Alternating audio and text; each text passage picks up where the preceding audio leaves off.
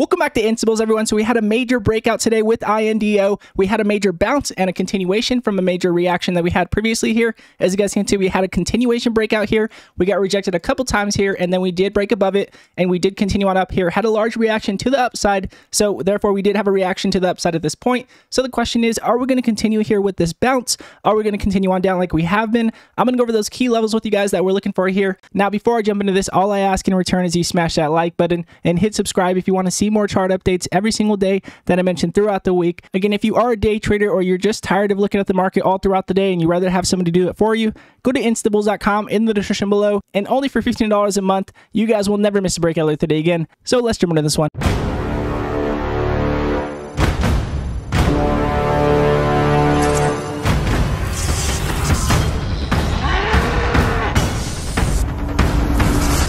Now, jumping into the daily chart here, as you guys can see, we are looking for those key levels so that way we can have that overreaction to the upside, just like we had today intraday. Now looking for that continuation here. And I would be looking at the larger time frames for this larger reaction to continue here. As you guys can see, we do have our 20-day moving average still over our 50 here, showing us that we still could continue. We did have a large green candle coming in. As you guys can see, on our Fibonacci lines, we do have our 0.78 Fibonacci line that we need to break above here at $30. And if we can break over 30, then we could be testing our recent continuation on down point here at about $41. Again, breaking over $40 would be very key, but breaking over 41 would be that Fibonacci line here at 0.68. And our strongest resistance coming up here would be here at $51. That $50 psychological resistance would be very key as we are leading into our 0.5 Fibonacci line. So we have $30, $40, and $50 pretty simply laid out here on INDO. Now looking at our MACD here, as you guys can see, we do have our EMA lines below our MACD. We do have a decrease in sell pressure, showing us that we could have an increase in buy pressure. We would want to see that increase in buy pressure if we were looking to see if we can break over that $30 level.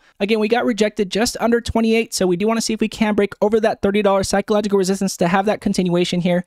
Now, looking at our RSI here, as you guys can see, we are not overbought. We are just looking to see if we can cross above the median of our MACD. We do want to see if we can cross above it to have a possible continuation here. We will keep this median on the watch because if we do not break above it and we do start to curl down here on the RSI, that could show us that pressure to the downside and a possible cool off from here. As we did previously, we had a bounce and we did continue on down. So we are looking for that confirmation over $30 as we did previously get rejected just above the level that we got rejected from today. So again, just making sure we do break over $30 would be very key here with INDO to have that confirmation on that continuation, in my opinion.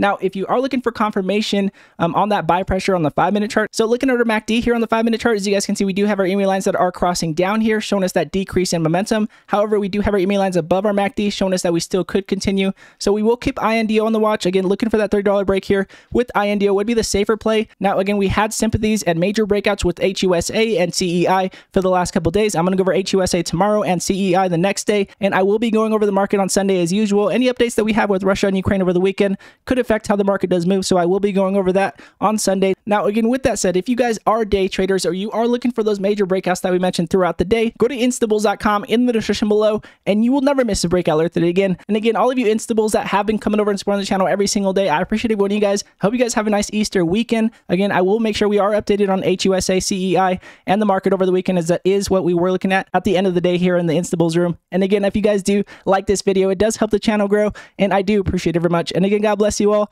and I'll see you guys in the next video.